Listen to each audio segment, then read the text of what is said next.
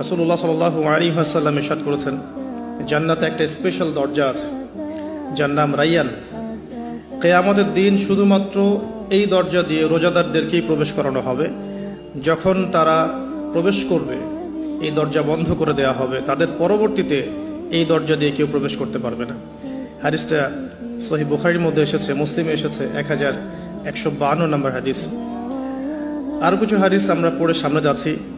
নবী করিম সাল্লাল্লাহু আলাইহি ওয়াসাল্লাম ইরশাদ করেছেন যে সাওম এবং কোরআন, আমি আবারও বলছি, রমাদান মাসে কোরআন নাজিল হয়েছে। আর এই হাদিসেও এসেছে সাওম এবং কোরআন কিয়ামতের দিন বান্দার পক্ষে সুপারিশ করবে। সাওম বলবে, ইয়া রব, হে আমার রব, আমি তাকে খাবার এবং যৌন প্রবৃত্তি থেকে বিরত রেখেছিলাম, অতএব তার ব্যাপারে আমার সুপারিশ কবুল করুন। কোরআন বলবে, হে আল্লাহ, আমি তাকে রাতের বেলা ঘুম থেকে বিরত রেখেছি,